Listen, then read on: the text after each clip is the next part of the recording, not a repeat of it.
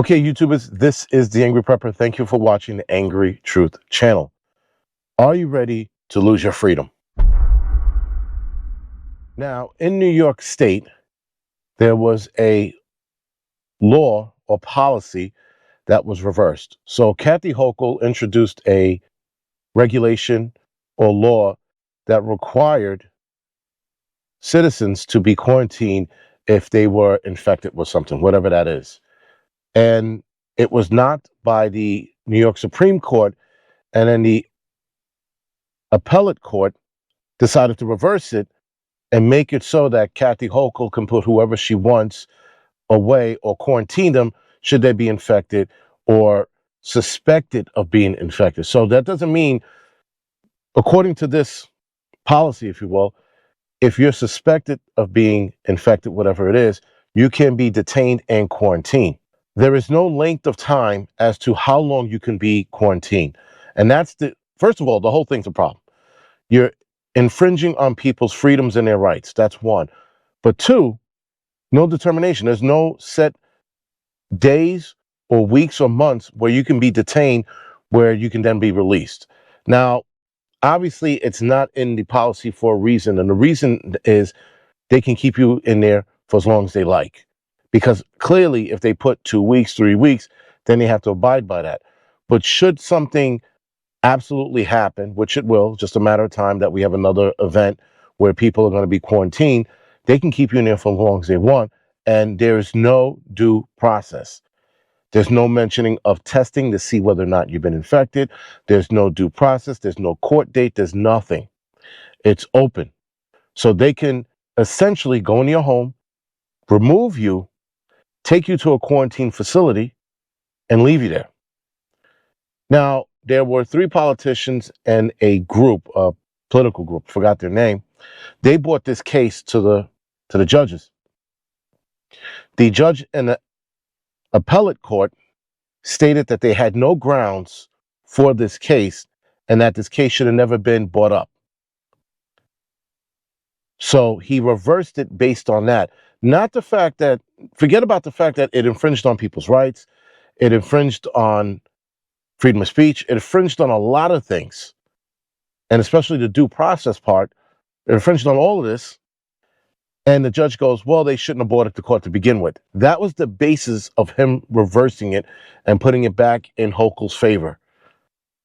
So when judges do things like that and they hang their court decision on not even a technicality, but just a reason, and a bullshit reason at that, he decided, we're going to reverse him. We're going to let Kathy Hochul do what she wants, being that her and Letitia James, this bag of shit, was pushing for this because they were so scared of Mr. 19. They said, you know what? We can't have people haphazardly running around infecting other people. And so this was their solution. Here's the bigger problem, and the more interesting problem to their solution rather, is how and who are going to sit there and bring these people into these quarantine zones. Who? The United States military? I don't think so. National Guards? There's probably going to be infighting amongst them on that alone. So who exactly are they going to have drag these people away? None of that is being mentioned, and I can only come up with National Guards, but even then, you're going to have National Guardsmen fighting with one another over this. So, nonetheless, I think she put this on the books just to have it there because she's not going to have to deal with this. By the time the next event happens, she's going to be out of office. I don't even think she's going to be elected the next time around. And so it's on the books for the next person to go, you know what? Yeah, let's put these people away because we have this in our repertoire now to put people away as we please. Now, the name of the ruling, if you will, the policy is called State Department Rule 2.13. 2.13 is a quarantining procedure that, again, Kathy Hochul and Letitia James and a couple other people who were involved put this together. And when they introduced it, at least when they mentioned it last year or 2022, when it was mentioned, people were up in arms about it. And in 2023, late last year, it was overturned by the state Supreme Court to be like, no, you're infringing on people's rights. And that was his reasoning for it. like he outright said, you're affecting people directly with this, and there's no, it's open, it's too broad. Okay. But then the appellate court turns around and goes, yeah, you guys shouldn't have bought this in the first place. Screw it. That is a judge who was bought and paid for by probably Soros or the World Health Organization or the World Economic Forum. One of these groups bought this judge off for him to turn around and just make it so. Because it's undoubtedly, I mean, like anybody who looks at this is infringing on people's rights. Matter of fact, you could protest right now and you could destroy shit right now. And judges in certain cities like New York will turn around and go, well, that's their God-given right to protest. So you have the right to protest and destroy shit, but it's okay for military or some police force to rip you out of your home and put you in a quarantine zone just because, with no due process.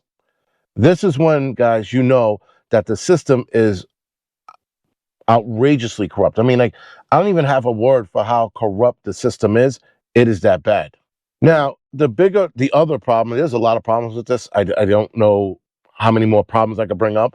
But the other problem is, guys, that they can treat you as they see fit, which that's an open-ended comment within the Rule 2.13 or 2.13. It's an open-ended, we can treat them how we see fit or deem fit. I'm like, what the hell does that mean? So again, guys, a multitude of problems with this rule, regulation, bill, however you want to look at it. And it's only here in New York State, but my fear is that it will catch on to other Democratic states who were so shaken, by Mr. 19 that they implemented a rule that's not going to work. And in fact, it's probably going to bite them in the ass. It's probably going to have people actually fight back. I mean, you come into my house and you try to take the kids away from me because you think they have something going on. And even if they did, there's going to be a fight. And people are not going to leave that apartment, those who come in. Just saying. And if I'm not the only one thinking like this, there are thousands, if not millions of people thinking like that. Come into their home, try to take a family member out or themselves out, and watch how that goes down.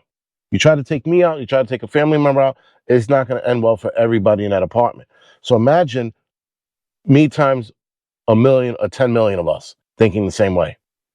It's not going to end well, and it's going to turn into a very bad situation and a very bad day for a lot of people. Anyway, guys, this is The Angry Prepper. Thank you for watching the Angry Truth channel.